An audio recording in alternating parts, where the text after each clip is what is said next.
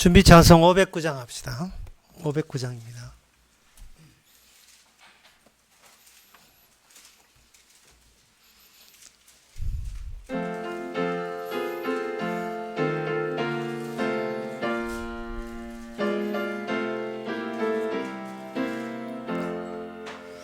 거친 세상에서 실패하거든 그 손목 자국 만져라. 고된 일 하다가 힘을 얻으리. 그 손목 자국 만져라. 그 손목 자국 만져라. 그 손목 자국 만져라. 주가 널 지키며 인도하시리. 그 손목 자국 만져라. 너가 어둠 속을 걸어갈 때에 내 손목 자국 만져라. 주가 참 평안을 내게 주시리. 그 손목 자국 만져라. 그 손목 자국 만져라. 그 손목 자국 만져라. 주가 널 지키며 인도하시리. 그 손목 자국 만져라. 내 아부하의 주 따라가려면 그 손목 자국 만져라. 너가 주 안에서 길이 살리라. 그 손목 자국 만져라. 그 손목 자국 만져라. 그 손목 자국 만져라. 주가 널 지키며 인도하시리. 그 손목 자국 만져라. 너의 죄악의 짐 무거울 때에 그 손목 자국 만져라. 마음 문 열고서 주를 모셔라. 그 손목 자국 만져라. 그 손목 자국 만져라. 그 손목 자국 만져라. 주가 널 지키며 인도하시리. 그 손목 자국 만져라. 다 같이 묵도하심으로 예배를 함께 드리겠습니다.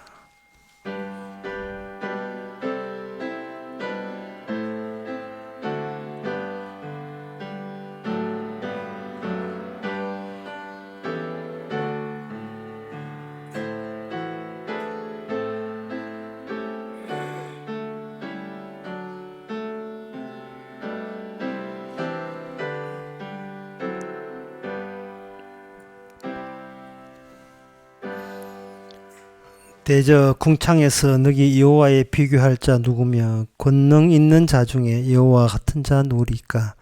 하나님은 거룩한 자의 회중에서 심히 엄히하시오며 둘러있는 모든 자 위에 더욱 두려워할 자니이다. 하나님 아버지, 주님이 하시는 일과 인간이 하는 일을 비교조차 되지 않음을 저희들이 받아들이게 하옵소서.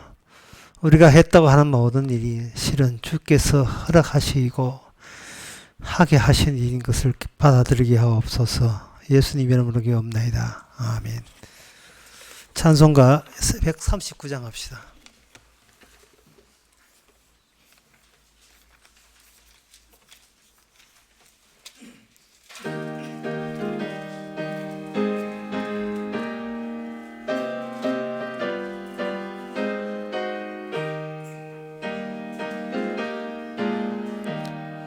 생명의 주여 면류관 받으시옵소서. 나 위에 서신 가시간 나 기억합니다. 저 겟세마네 기도를 늘 기억하게 하시고 그 십자가의 은혜로 날 인도하소서. 누셨던 무덤 내게도 보이시옵소서. 잠드신 동안 천사가 굳게 지키었네.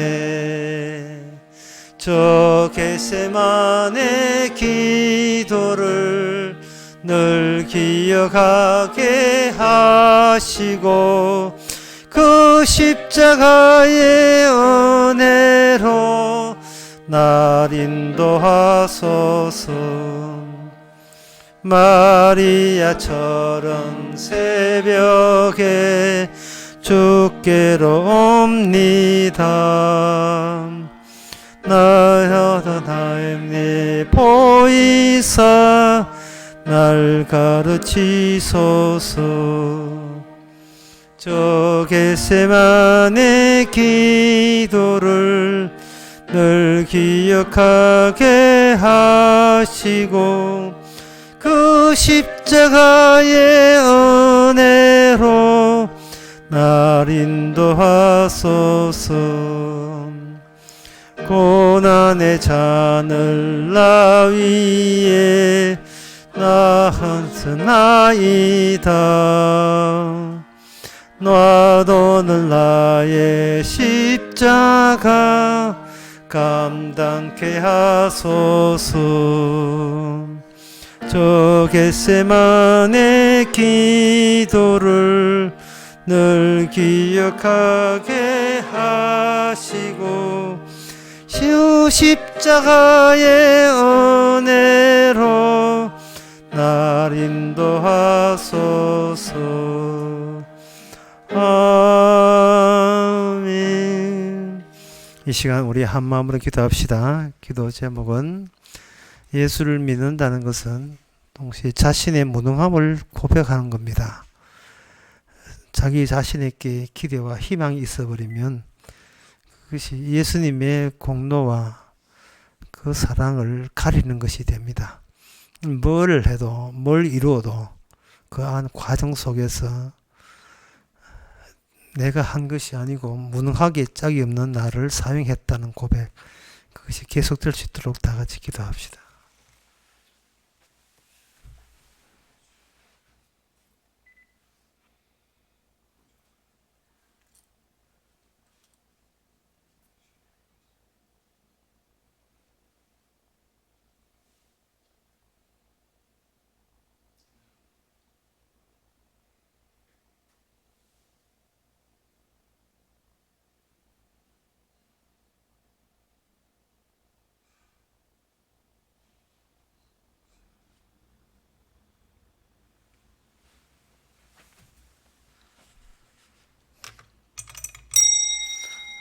하나님 아버지, 세상의 모든 돌아가는 것이 주의 힘으로 돌아가는데 우리에게 그 힘이 느껴지지 않고 보이지 않으면 그 빈자리에 우리의 힘으로 채우고 자기 잘남과 자기 성과를 대신해버리는 이러한 오류를 범하고 있습니다. 주께 영광 돌려야 될 영광을 자신에게 돌리지 말게 하옵소서. 예수님의 이름으로 기도합나이다. 아멘.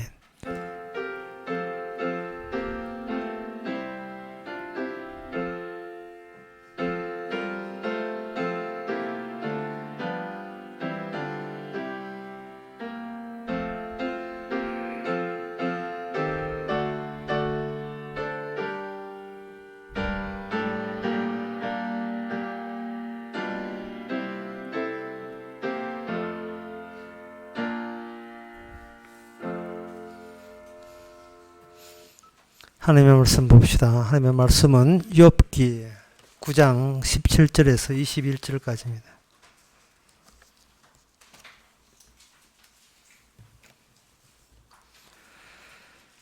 그가 폭풍으로 나를 꺾으시고 까닭없이 내 상처를 많게 하시며 나로 숨을 쉬지 못하게 하시며 괴로움으로 내게 채우시는구나. 힘으로 말하면 그가 강하시고 심판으로 말하면 누가 그를 호출하겠느냐. 가령 내가 의로울지라도 내 입이 나를 정죄하리니 가령 내가 순전할지라도 나의 패기함을 증거하리라. 나는 순전하다마는 내가 나를 돌아보지 아니하고 내 생명을 천히 여기는구나. 아멘. 욥이 고통 가운데서 나오는 이 고백이 오늘 평소에 우리가 몸이 멀쩡하고 튼튼하다고 여기고 사는데 지장이 없다고 여기는 이 가운데서도 욥의 이러한 고백이 계속해서 나와야 됩니다. 그래, 왜냐하면 이 욥의 이 고백 같은 것은 하나님의 계시거든요. 하나님의 말씀이다 이 말이죠. 정말 하나님의 말씀이 우리 안에 들어있으면 꼭 이 같은 고백이 아니더라도 여기와 같은 생각을 가진 고백들이 나와줘야 돼요. 손가락 꼭꼭 누르면 말을 하는 인형, 전에 예를 들었잖아요. I love you, I love you 라고 나오는 거라고요. 그 사람을 이렇게 꼭 자극을 하고 딱 누리게 되면 그 사람 속에서 뭐가 나오냐 하면 욥의 고백 같은 것이 탁 나와 버려야 됩니다. 나와야 돼요. 내가 의로울지라도 내 입이 나를 정죄하리니 라는 고백이 탁탁 이렇게 튀어나와야 됩니다. 욥은 지금 경계선에 있습니다. 구약과 신약의 경계선. 그리고 신자와 불신자의 두 가지 요소를 다 품고 있습니다. 먼저 욥에게 불신자 요소가 어떤 거냐 하면 본인부터 출발한다는 사실입니다. 본인부터 출발해서 하나님을 자꾸 내 자리로 이거 해명하라고 강요하는, 하나님께 억지를 부리는 요소가 바로 불신의 요소입니다. 이처럼 인간에게 출발하는 것은 다 이렇게 불신의 요소가 나올 수밖에 없어요.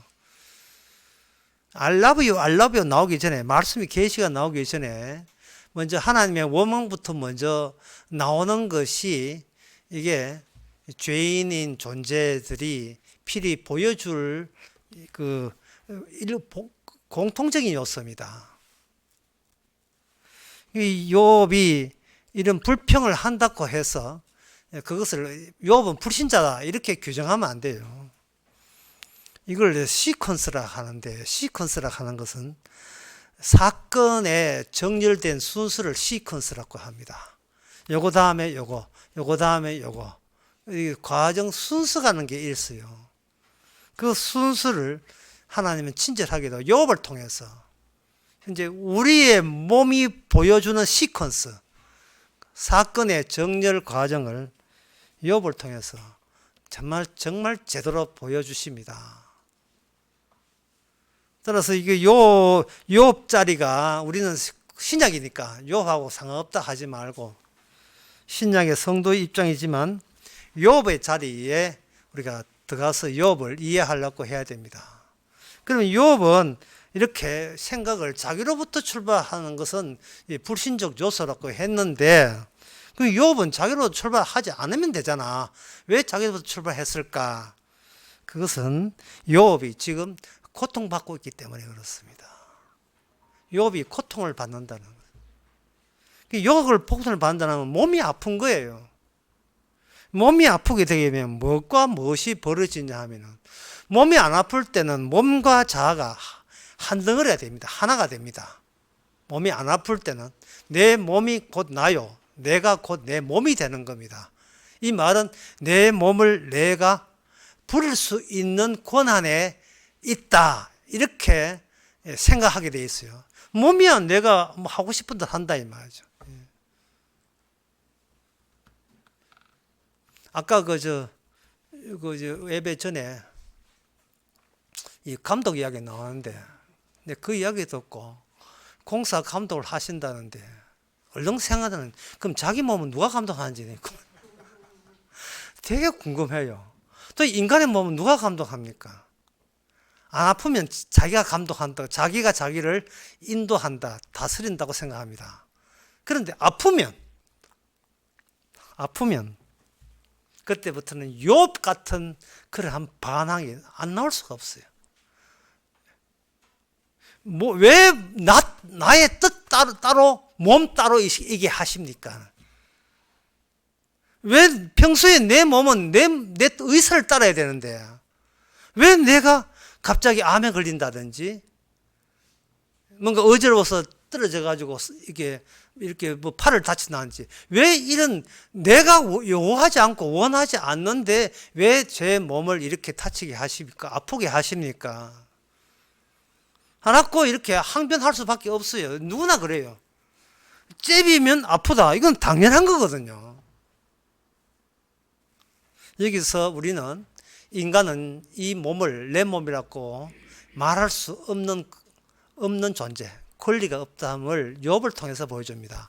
몸은 주님의 것이지 욥 본인의 것이 아닙니다. 그런데 그동안 욥이 고통이 오지 않았니까 내 뜻대로 내가 움직여 나가는 그것을 일상적으로 늘 체험했으니까 의뢰이 내 몸은 내 하고 싶은 대로 조절이 가능하다라고 생각했죠. 그래서 나는 몸 따로 내 자아 따로 이렇게 구분됩니다. 그러면 둘 중에 어느 게 가짜냐? 당연히 자아가 가짜죠. 몸은 아무 문제 없는데 자아가 고통을 느끼는 겁니다. 내가 고통을 느끼는 거예요. 그걸 어려운 말로 뭐냐 하면, 자아란 몸에서 나와 있는 주관적 통일성이라고 이렇게 어렵죠. 몸을 보고서 스스로 주관적인 통일성을 갖추는 겁니다. 제가 말을 이렇게 하기는 어려운데 예를 들면 쉬워져요. 뭐라고 돼 있냐 하면은 한 10개월 한 10개월 가까이 되는 애가 있다 합시다. 애가 그냥 서가에서 앉아가지고 이렇게 포복가 정도는 하는데 서지는 못하고 앉아가지고 반응을 나타낼 수 있는 10개월 정도 고정되거든요. 제가 잘 알아요. 되는데 걔한테 엄마가 딱 나타나요. 애가 있으면 엄마를 보고 엄마 있다를 알아요. 그냥 엄마가 없어버리면 자기 할 수 있는 역량대로 돌아다니면서 엄마를 찾습니다. 그러면 또 엄마가 또 딱 나타나요. 그럼 애가 또 좋아합니다. 또 얼마 있다가 한 2초 있다가 또 엄마가 또 없어져요. 그러면 엄마가 있다 없다가 애한테 뭐예요? 트라우마가 되는 겁니다. 마음의 상처를 얻어요. 몸은 그냥 움직이지 않고 앉아가지고 이렇게 돌아다니는데 몸이 아픈 게 아니고 뭐가 아프냐 하면 마음이 아픈 거예요. 엄마가 진득하게 있어야 되는데 그게 있어야 되는데 자꾸 엄마 있다 없다 하니까 애가 걱정을 하는 거예요. 혹시 엄마가 없어지면 어떡하나 하고 걱정을 하게 되게 되면 이거는 마음에 평생 하나의 마음의 상처가 있게 되는 겁니다. 그 여기서 우리가 내릴 결론은 간단해요. 뭐냐면 몸은 상처 입은 적 없지만 마음이 상처 입으면 이것은 마치 몸의 나 전체, 이 몸에 상처가 있다고 여기면서 자아가 이 몸을 대신해서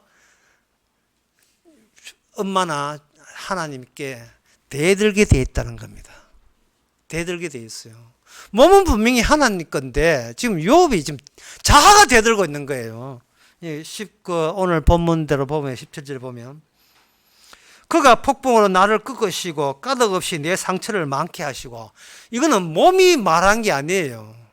몸이 말하는 게 아니고 몸에 대한 요소가 얼굴 쪽에 중요한 요건은 다 그게 직결되어 있거든요.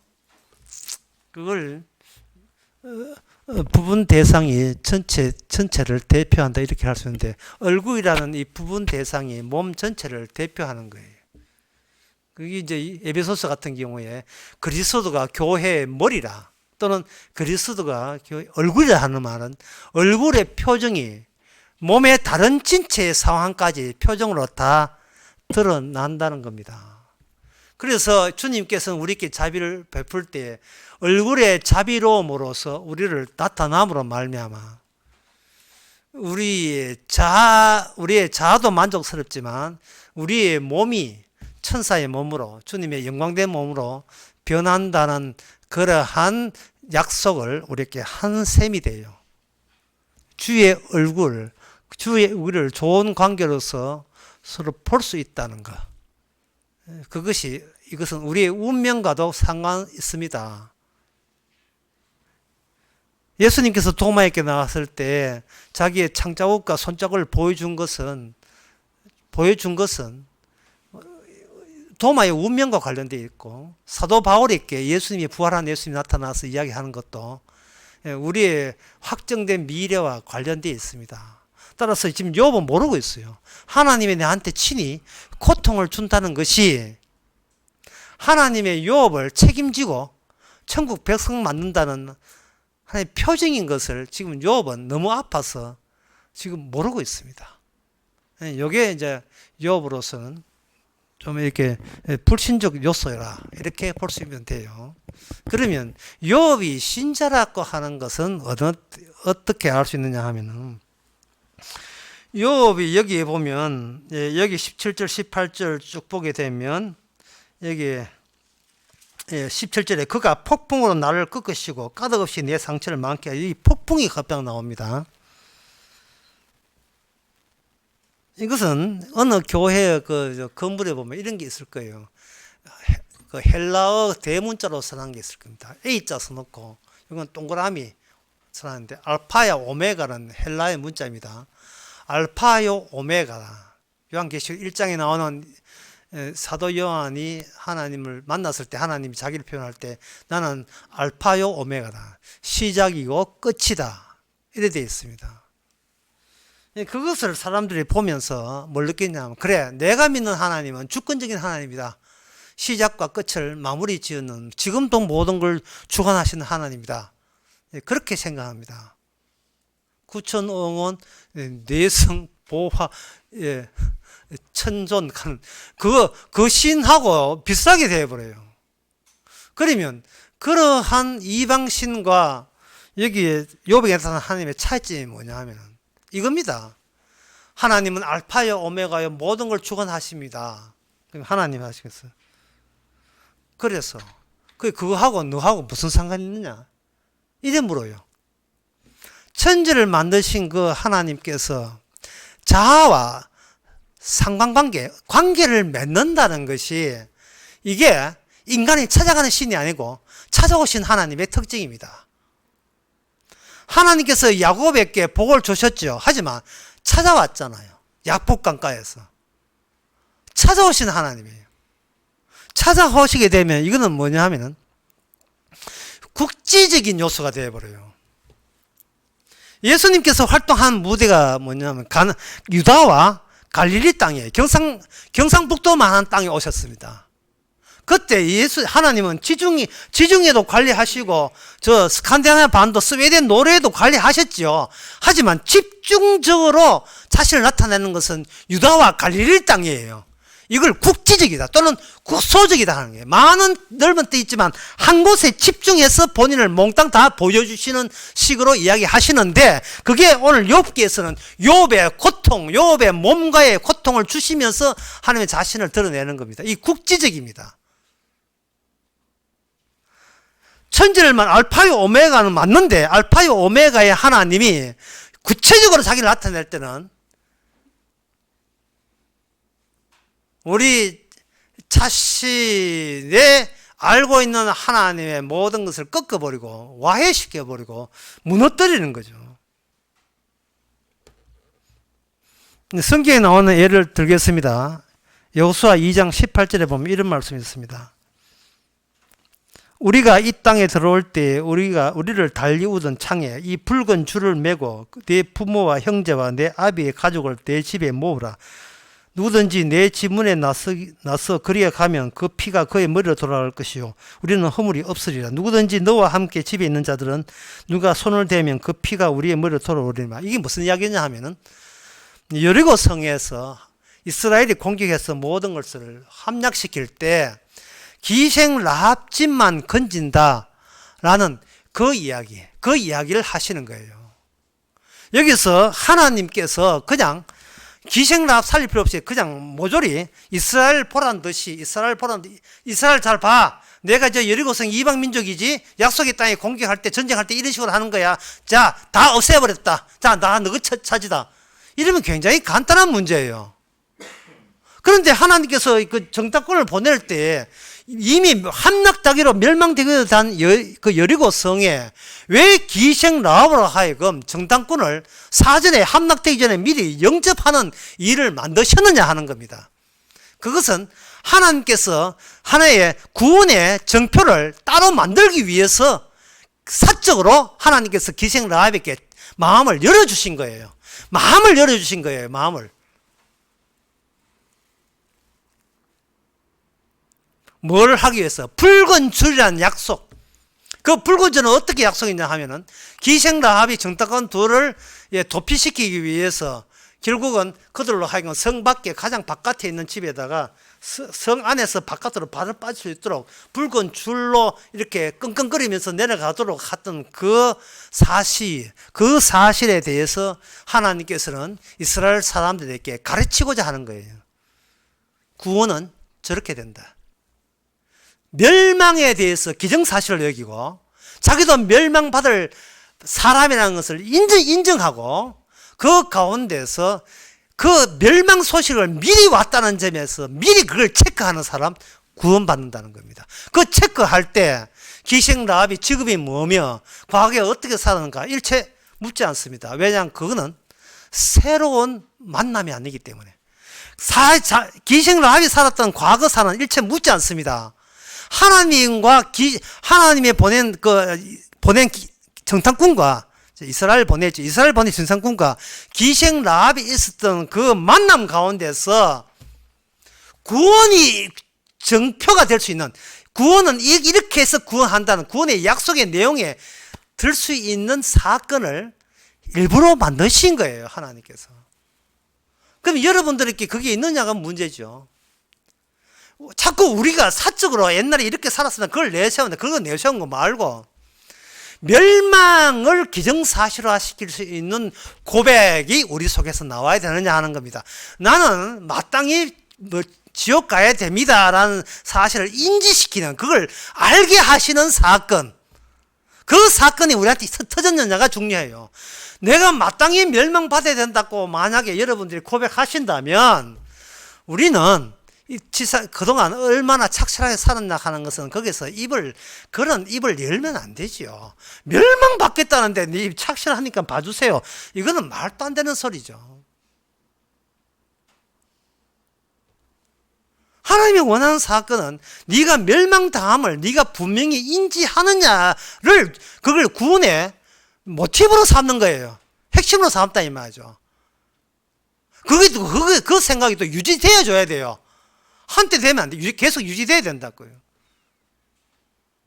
그러면 구원의 상황은 뭐냐 하면은 내가 십자가를 바라보면 십자가 사건이 그건데요. 십자가 사건을 통해서 내가 예수님이 죽는 것은 사실은 내가 저주받아야 돼. 십자가의 그 의미가 계속 이어질수록 그 사람은 새로운 삶이라는 것은 내가 곧 구원의 정표가 되도록 대외적으로 알려주는 삶을 하나님께서 일부러 서시고 있는 겁니다.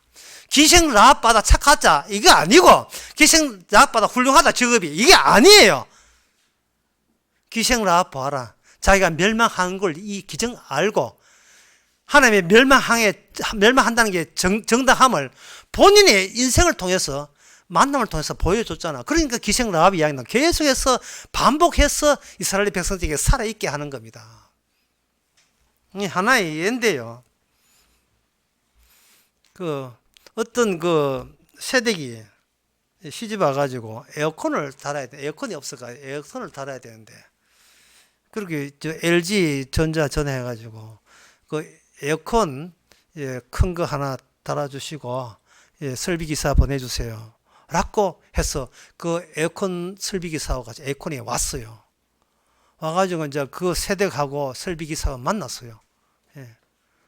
아이고 수고하십니다. 아이고 이 집 맞죠? 하고 막 낑거리면서 들고 와가지고 이 맞죠? 하고 둘이 딱 보는 순간 그동안 10년간 죽고 못 살던 사랑하는 옛날 여인이었어요. 예, 결혼하기로 약속해놓고 뭐가 틀어졌는지 뭐 반대해가 결혼 못한 그때는 너무너무 사랑했던 사이예요. 여자가 오빠 남자가 네가 왜 거기서 나와?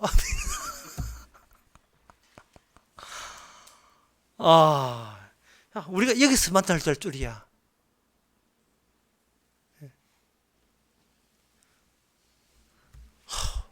그러니까 그 남자 하는 말이 너무 힘들다. 여자 하는 말이 오랜만에 만나면 힘들지. 지금 에어컨 때 들고 있으니까 힘들다. 좀 같이 좀 도와도. 해가지고 에어컨 다 고치고 그는 남자는 그 갈 길을 가죠. 인간의 이 세상의 만남이라는 것은 이렇게 일시적입니다. 한시적이에요. 오빠 힘들지? 그래, 이게 힘들다. 그럼 힘들게 살아라. 빠이빠이 끝나는 거죠. 앞으로는 이런 식으로 만나지 말자. 뭐 이런 식으로 헤어지는 겁니다. 실제로 있었던 일은 아니고요. 어떤 코미디에 그런 게 같아요. 지금 우리들의 만남이 지금 오빠는 저주받아야 돼 이런 소리 한 게 아니잖아요. 옛날 나라는 인생을 구성한 데 있어서 내 사랑했던 그 남자친구가 일부를 차지했는 거예요. 내 인생을 구성한 데 있어서. 그처럼 그날 기생을 앞에 있어서 자기 남들이 자기 가족 먹고 살려고 뭔가 구성했을 인생이 있지 않겠습니까? 욥도 마찬가지예요. 내 인생이 왜 이렇게 힘들게 합니까? 라는 말 자체가 이게 뭐가 있냐 하면 나는 내 마음대로 다 계획이 있었습니다. 고통은 빼고 고통이 찾아온다는 계획 빼고 내가 망가지는 건 빼고 그런데 주님께서는 왜 나를 노리고 들어왔습니까? 이게 불신적인 요소고 신자적이다 하는 요소는 뭐냐 하면 주님께서 노리고 있는 것이 이게 나의 문제가 아니고 앞으로 모든 구원받는 사람의 대표적인 정표가 된다는 사실이에요. 이 고통이 하나님과의 이 만남이 사랑이라는 것은 구원이라는 것은 이게 아픈 거거든요. 왜? 십자가 자체가 주님이 아팠으니까. 그런데 여기서 주의할 것은 진짜 주님이 오신 게 아니고 가짜 주님, 마귀가 또 성경 보면서 또 은혜스럽다고 마귀가 또 어쩌고 은혜스럽습니까? 마귀가 은혜를 줬을 때 뭐 주님 만났다 하는 경우하고 차이점이 뭐냐 이 점을 아셔야 돼요. 악마가 찾아와가지고 말씀에 은혜 받아라 이렇게 하는 것은 그게 뭐냐 하면은 네가 죄인이니까 이런 짓 하지 마라 식으로 와요. 잘 들어놓으세요. 기생라합 네 그 직업이 좀 더럽다. 기생 이제 예수 믿고 기생 바꿔. 기생 직업 하지 마. 이거 똑같은 거예요. 네가 이렇게 살면 네 찾아보니까 새 사람 되게 되면 네 구원해 줄게. 이런 식으로 악마는 이 성경 자체를 그런 식으로 해석해서 우리에게 찾아옵니다. 그런데 왜 그게 악마적 생각이냐 하면은 악이라는 것이 혼자 있는 게 아니고 선악을 따먹거든요. 사람이 악이라고 딱 들어오면 순수하게 내가 저주받아야 될 악, 무슨 짓을 해도 나는 지옥 가야 돼 라고 받아주는 게 아니고 너 나빠, 넌 지옥 가야 돼 하면 우리 속에 있는 양심이라는 게 뭐라 하냐면 이렇게 선과 악이 같이 되기 때문에 갑자기 회개하고 반성하고 난리도 아니에요. 앞으로는 잘할게요. 선과 악을 이렇게 같이 있다니까요.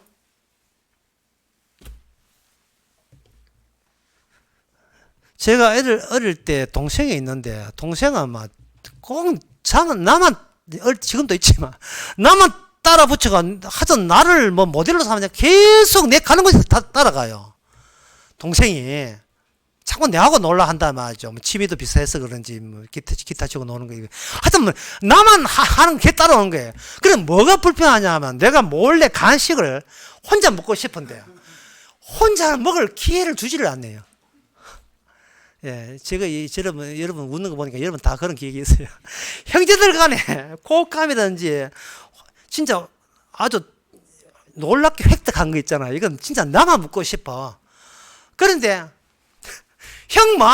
형아 맛있나 이래가지고 온단 말이죠. 희야 맛있나 이래가지고 안 줄 수도 없고. 선과 악이 그래요. 예. 악을 저러면요, 악을 딱 하게 되면 내가 나쁜 짓 했다 그러면 그 다음부터는 착한 일 두세 배 막 하려고 해요. 이게 선악과예요.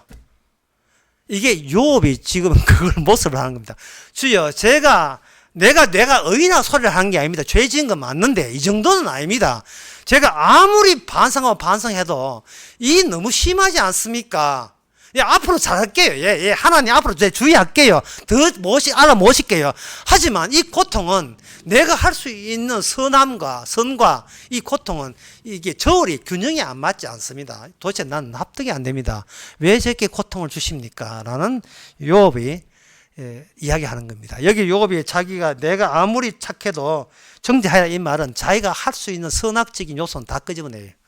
자, 이 정도로 나를 낮추시면 되겠습니까? 이 정도로 나를 스스로 죄인하고 때리면 이 고통은 물러가겠습니까? 계속해서 몸과 자아 사이가 한덩어리 돼가지고 분리됨을 모르고 한덩어리 되는 거예요. 그러나 이 해답은 바로 이 기생 라합의 사건에서 우리는 풀린다는 것을 제가 말씀드렸죠. 기생 라합은 자기의 기생이라는 직업이든 어떤 직업이든 일체 거기에 대해서 자기가 자기를 탓을 하지 않습니다. 나는 지옥 가도 멸망하도 마찬가지인데 그걸 미리 통보하기 위해서 왔다는 이 찬스, 이것이 바로 주님의 시퀀스, 하나님의 구원하는 사건적 과정에 포함되었음을 기생 라합도 알고, 그리고 이스라엘 백성도 꼭 알아야 되고, 주님은 물론 아는 겁니다. 우리가 인생이 지금 살아가는 것은 시퀀스예요. 이런 식으로 순수로 이렇게 발악하고 이렇게 반응하다가 정말 십자가를 제대로 알고 난 뒤에는 주께서는 우리가 향한 것은 일체 선악적인 요소로서는 일체 탓하지 않는다는 사실. 다만 십자가 앞에서 자기 몸을 피해버리는 거, 복음에 대해서 몸을 돌려버리는 거, 이거는 용납이 되지 않습니다. 기도하겠습니다. 하나님 아버지, 욥을 통해서 우리 자신의 모습을 보게 해주셔서 감사합니다. 때로는 반응하고 때로는 감사하지만 얼마 가지 못하는 것, 욥도 같이 경험했다는 것을 깨닫게 해주시고, 욥을 통해서 주님이 나타난 것처럼 저희들을 통해서 주님이 십자가가 드러나게 하옵소서. 예수님의 이름으로 기도합나이다. 아멘. 찬송가 188장 합시다.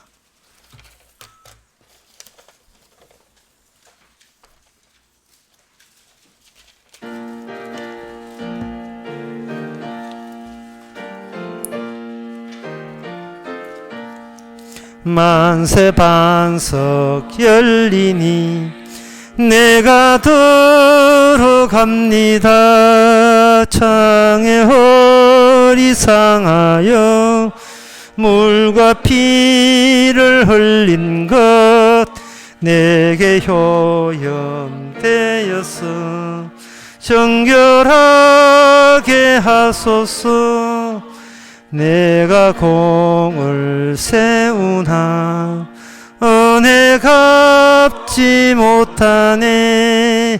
쉼 없이 힘쓰고 눈물 근심 많으나 구속 못할 죄인을 예수 홀로 속하네. 빈손 들고 앞에 가 십자가를 붙드네. 어이가 없는 자라도 도와주심 바라고 생명샘에 나가니 마음을 씻어 주소서. 살아 생전 숨쉬고 죽어 세상 떠나서 거룩하신 주 앞에 끝날 심판 당할 때 만세 반석 열리니 내가 들어갑니다. 아멘. 기도합시다. 지금은 우리 주 예수 그리스도 은혜와 하나님의 그 사랑과 성의 충만하심이 몸도 주의 것이고 자아도 주께서 만들어 하는 과정인 것을 받아들이는 모든 성도에게 함께 있을지어다. 아멘.